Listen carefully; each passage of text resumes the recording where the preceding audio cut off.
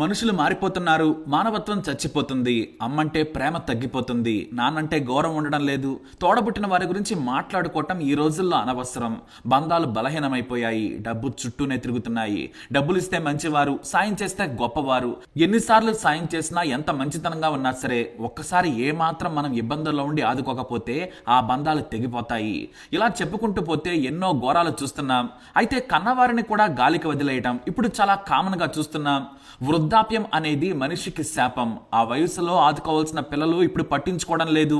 బతికుండగానే అన్నం పెట్టడం లేదు. రేపు చనిపోతే కనీసం కర్మకాండలు చేస్తారా? అన్నదమ్ములు కొట్టుకొని దశదిన కర్మైనా చేస్తారా? ఇన్నేళ్లు బతికి కష్టపడి పిల్లలను పెంచి సమాజంతో కలిసి బతికిన మనిషికి మరణం తర్వాత చేసే కొన్ని ఆచారాలుంటాయి. కొన్ని పిల్లలు తీర్చుకునేవి, మరికొన్ని తల్లిదండ్రులు కోరుకునేవి. వాటిలో ముఖ్యమైనది దశదిన కర్మ. పిండ ప్రదానం తర్వాత బంధువులకు, గ్రామంలోని వారికి భోజనాలు పెడతారు. ఇది మన సంప్రదాయం. మనిషికి 9 నెలల గర్భంలో ఉండడం పిండంతోనే మొదలవుతుంది. చివరి తంతు కూడా పిండ ప్రదానంతోనే జీవితం పూర్తవుతుంది. పెద్ద కర్మ తర్వాత ఆ చనిపోయిన వ్యక్తి ఆత్మకు మరో శరీరం దొరుకుతుందనేది చాలా మంది నమ్మకం. మరికొంతమంది నమ్మకం ఏంటంటే వారి ఆత్మ శాంతిస్తుందని. ఎందుకంటే చివరిసారిగా చనిపోయిన వ్యక్తిని తలుచుకుని ఆ కుటుంబ సభ్యులకు ధైర్యం చెప్పి కలిసి భోజనం చేయటమే మన ఆచారం. సింపుల్ గా చెప్పాలంటే ఈ కర్మలు చేయటం వలన ఆ కుటుంబం బాధలను కాసంతైనా మరిచిపోతుందని పెద్దలు చెబుతారు. ఇలా మన ఆచారాలు, సంప్రదాయాల్లో ఎన్నో మంచి ఉన్నాయి. అయితే ఎంతమంది కొడుకులున్నా కూడా ఆస్తులు పంచుకుంటారు, కానీ చివరకు తల్లిదండ్రులను పట్టించుకోరు. మరి వాటాలేసుకుని సాదే పిల్లలు చివరకు కర్మలు చేస్తారా?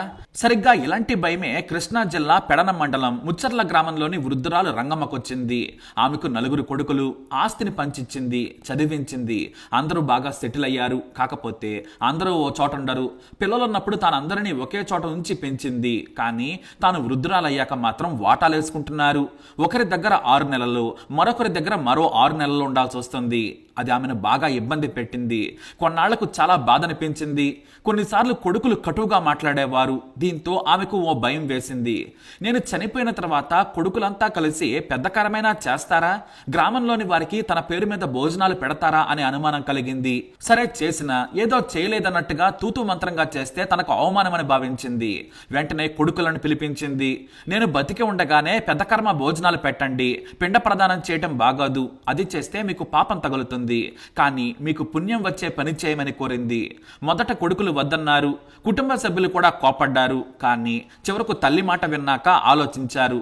తాము కాస్త తప్పు చేశామేమో అనుకున్నారు. అయినా సరే ఆ తల్లి కోరిక నెరవేర్చాలి, తాను సంతోషపడాలి అనుకున్నారు. ఎందుకంటే ఆమె పెదకర్మ భోజనాలు ఆమె స్వయంగా చూసి కాస్త మనశ్శాంతిగా ఉంటుందనుకున్నారు. అలానే గ్రామంలో తన తల్లి పేరు మీద నిర్వహించబోయే పెదకర్మ భోజనానికి ఆహ్వానాలు పంచారు. కాకపోతే బతికున్న ఆ తల్లి పేరుతో కొడుకులు తయారు చేసిన ఆహ్వానం అది. గ్రామంలో ఉన్న 100 మంది కొడుకులు నిర్వహించిన భోజనాలకు వచ్చారు. తల్లి చెప్పినట్లుగానే అందరూ సంతోషించారు.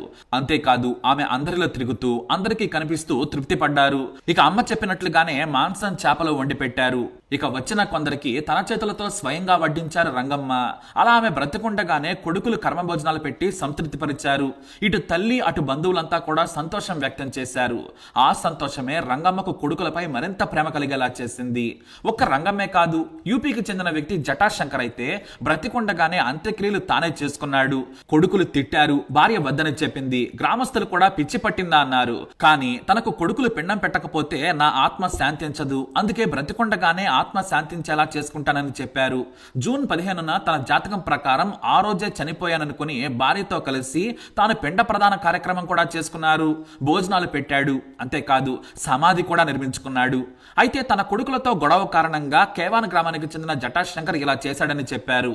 ఈ రెండూ చూస్తే మనకు ఒకటే అర్థమవుతోంది, పుట్టడం మాత్రమే మన చేతుల్లో ఉంటుంది. మనకు పుట్టిన పిల్లలకు సంతోషంగా పేర్లు పెడతాం, వేడుకలు చేస్తాం. కానీ మనం చనిపోతే కనీసం మనకు చివరి క్రియలు కూడా సరిగ్గా చేయరనే అపనమ్మకం రోజు రోజుకు పెరుగుతుంది. మరి ఈ మాటలపై మీరేమంటారు? మీ అభిప్రాయాలని కమెంట్ ద్వారా తెలియజేయండి. వీడియో అప్డేట్స్ కోసం మై ఛానల్ ఫాలో అవ్వండి. తప్పకుండా ఇన్ఫర్మేషన్స్ కోసం లైక్ చేయండి, షేర్ చేయండి, సబ్స్క్రైబ్ చేసుకోండి.